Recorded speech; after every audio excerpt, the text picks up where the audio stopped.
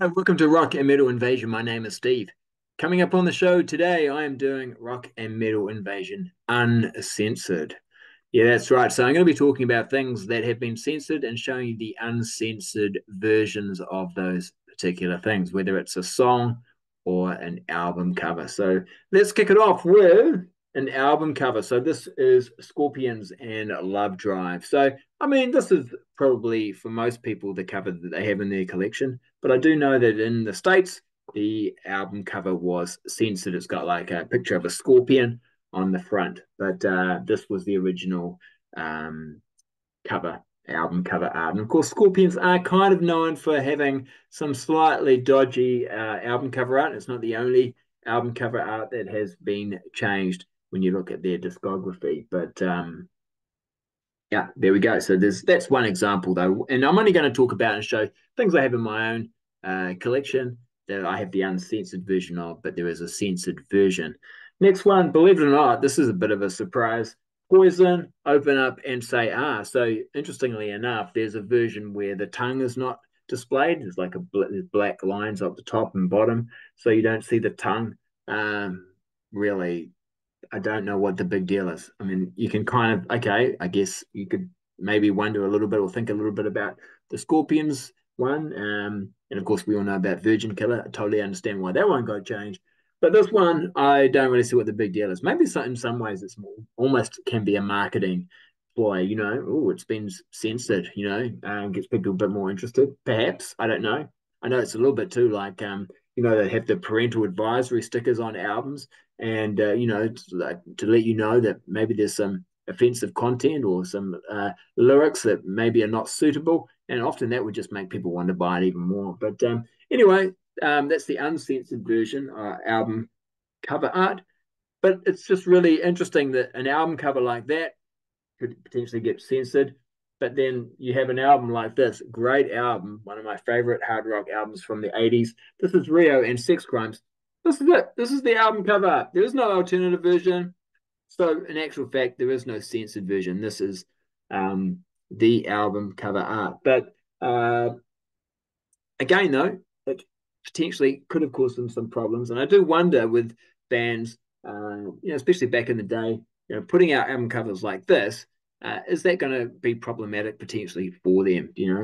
Shop's going to want to display it, that sort of thing. I remember even myself seeing this, and it was actually at my public library, and I was like, oh, it's Music for Nations label. It looks like the kind of thing I might like. But I was like in my school uniform. I was like almost a little bit embarrassed to go up to the counter at the library and ask to get this out because I was thinking she's going to be looking at this album cover and thinking, are you old enough to get this out, sort of thing? Like it's like some sort of, Playboy magazine or something. It's like, well, I want the music. I mean, the album cover art is what it is, right? But anyway, I did get it out and I love the album. And yeah, now I've got my own copy, of course. But yeah, this is a really good album. But like I say, I'm not sure that as much as I don't mind the art, I don't mind it at all. But is it doing the band any favors by having album cover art like that? But yeah, if you haven't ever checked this band out, this is their second album. This is easily the best of the two. Really good melodic hard rock on Music for Nations label. But yeah, I'm just showing that because that's an example of something that actually didn't get censored. But while something like Poison, which is pretty tame, but granted a much bigger band, that can potentially get censored.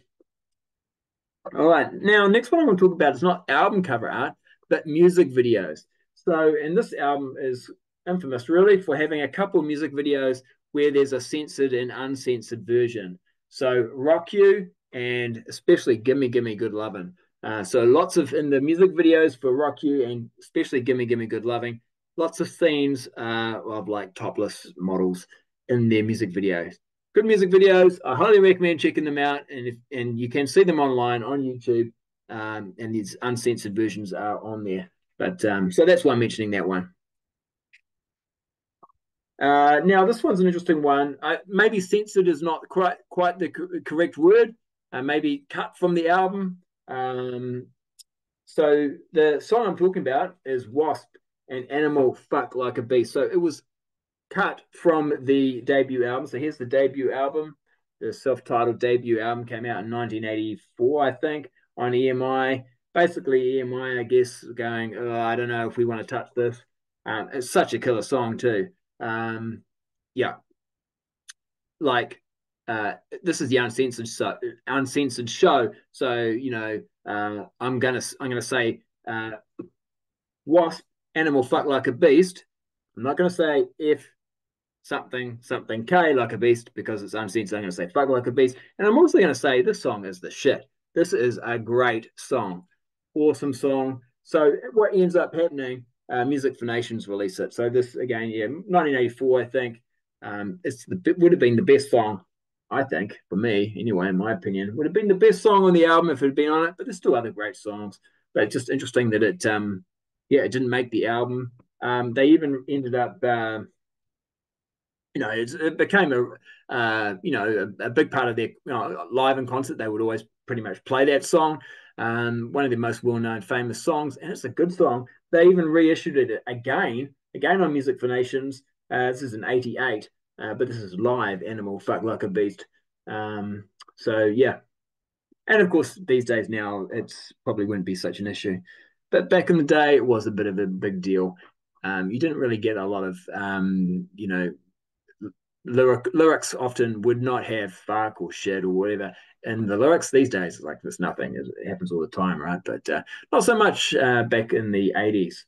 All right. And talking of, inappropriate language or language that may offend, Skid Row had a similar situation. So this is Slave to the Grind. And there's a song on here called Get the Fuck Out. It's a pretty good song, but on some versions of the album, it is replaced by the song Beggar's Day.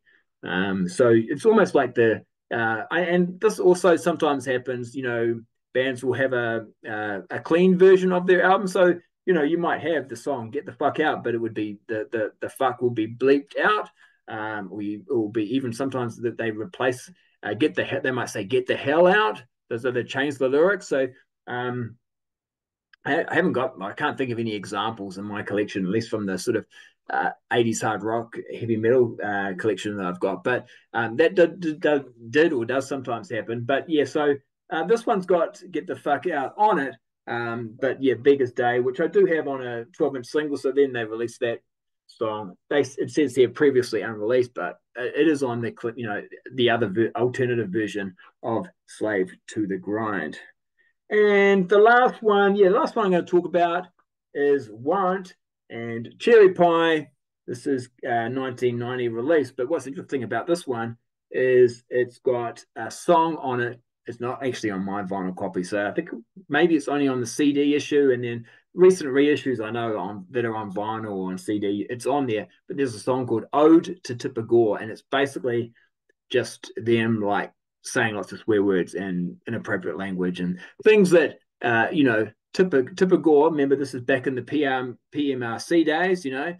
Might have found offensive. So they're basically just going out their way to kind of offend them. This is 1990, so this is after the sort of, I think the PMRC thing had sort of died down perhaps a little bit by then, but PMRC had like the Filthy 15, had all these songs that were deemed inappropriate, and actually Wasp, I think Animal Fuck Like a Beast was one of them. But it was also had like Cyndi Lauper was on there. It's like really random selections, and really some of the reasons behind them being filthy were pretty ridiculous, really. So there we go. That is my rock and metal invasion uncensored edition. There's probably other examples as well. I know, like when I talk about album covers, Slave to the Thrill by Hurricane, the Guns N' Roses Appetite for Destruction, Bon Jovi Slippery When Wet. They have different alternative covers where they've been changed, a little bit like the Poison one. But I'm just showing that I don't have those versions, the uncensored versions. Unfortunately have the censored versions of those albums, or the change, whether they're slightly cleaner, more what is deemed more appropriate versions of those album covers. But yeah, there are other examples as well of that. And yeah, there might be some other ones too that you can think of. So let me know in the comments what you think about some of the songs, music videos, album covers that I've talked about, and also if you know of some other sort of situations where the song, the album cover, the music video has been censored. All right, that's it for today.